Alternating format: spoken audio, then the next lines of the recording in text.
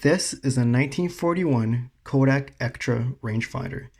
This was Kodak's attempt to build a world-class rangefinder system that would rival Leica and Contax.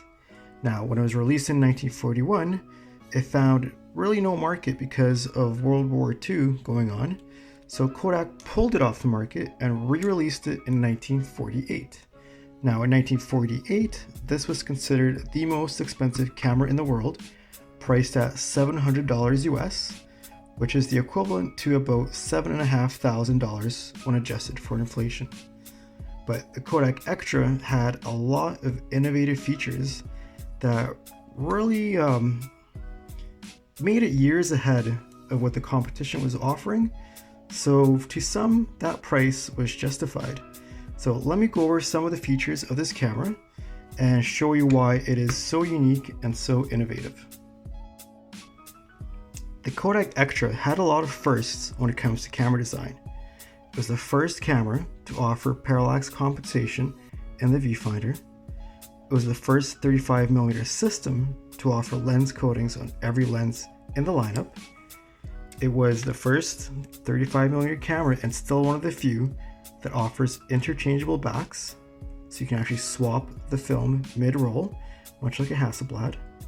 It's the first 35mm camera to use a film advance lever. Prior to this, you'd have film advance knobs, much like on a Barnack Leica. And this one here is a 2-stroke film advance. And you can see the placement is rather odd. And that is simply because it's the first camera to use an advance lever, so the placement wasn't standardized yet. So the designer had the freedom to choose where he thought would be the best place to put it. And ergonomically, it makes sense having it on the back there. All right, what else? The viewfinder is actually really unique. It instead of using frame lines like an M3 Leica to show you the field of view of each lens, this viewfinder actually zooms in to match your focal length, and you do that on this dial here. So you would dial in your focal length and the viewfinder is zooming in, much like a point and shoot with a zoom lens where the viewfinder zooms with the lens. Exact same principle. All right, so those are some of the firsts that this camera offered. Now I'm going to go over it. I'm going to go over the camera front and back and just point out what some of these dials do and what it's like to use. Starting from the front of the camera, you have your 50mm f1.9 Kodak Ektar lens. This is a 7-element lens that's fully coated. There were 2 standard lenses available for this camera. There's this one and also a 50mm f3.5. Also in the front are your rangefinder windows.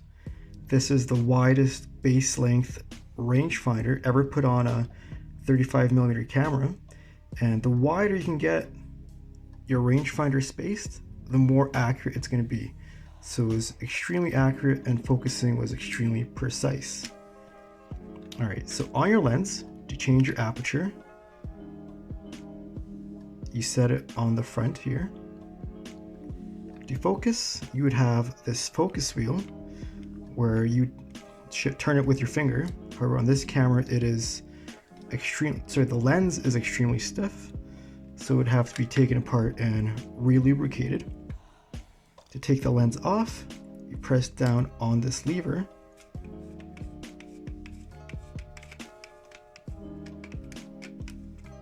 And here you can see the mechanism that engages the focusing on the lens.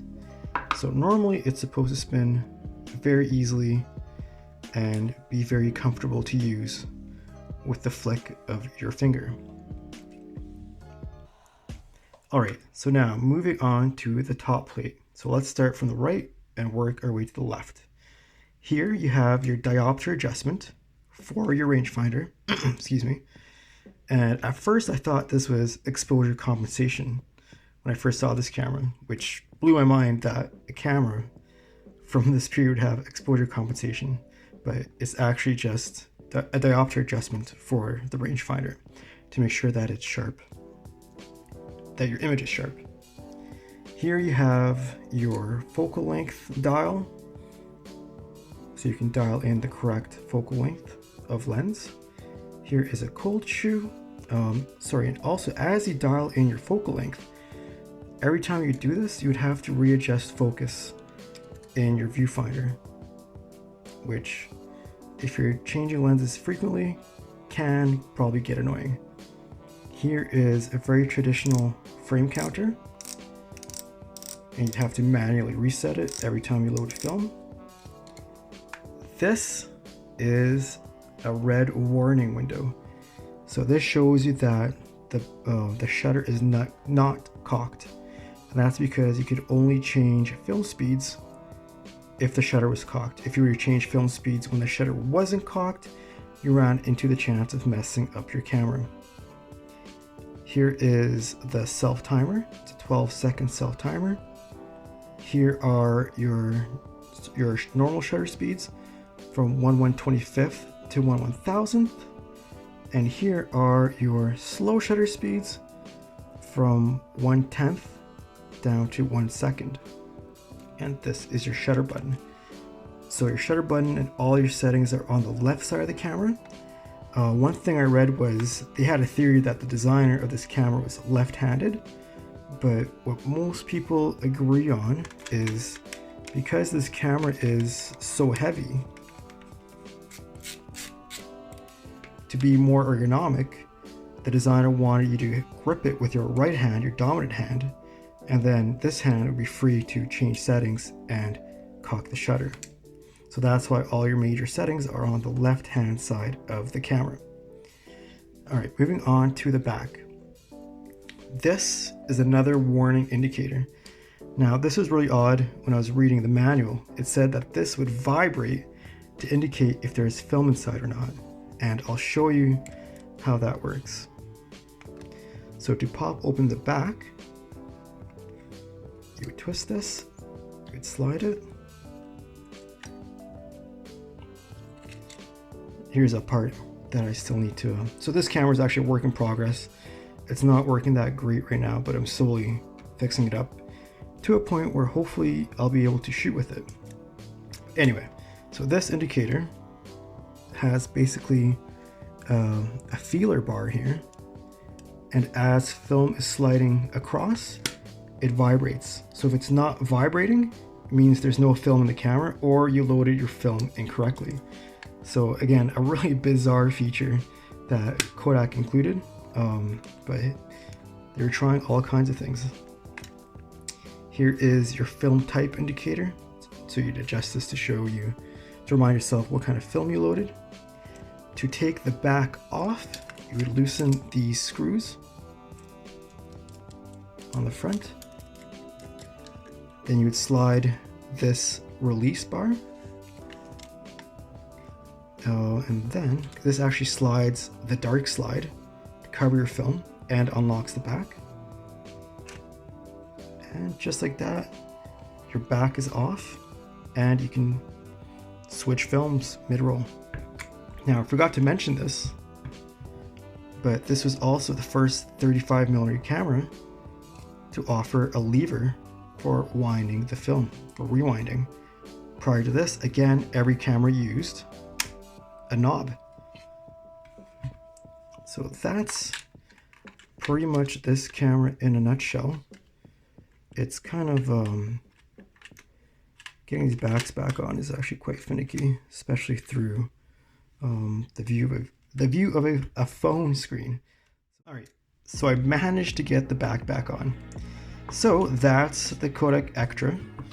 I hope I covered everything you might want to know about this camera. If you have any questions, please ask in the comments and I'll do my best to answer.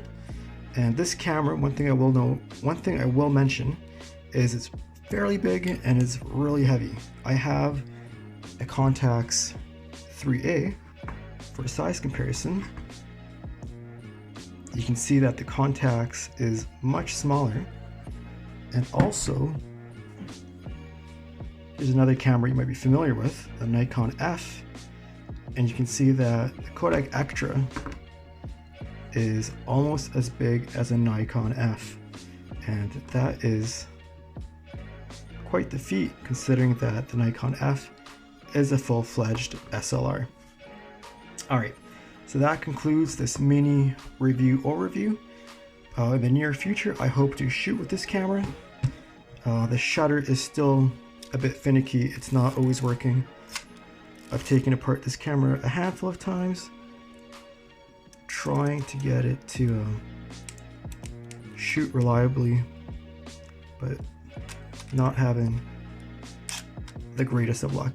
But if I do manage to fix it, I will post up a review, and I'm really curious to see what the Kodak Ektra lens can produce. Alright, so thank you for watching, and like I said, if you have questions or comments or suggestions, just leave a comment and I will reply. Great, thanks.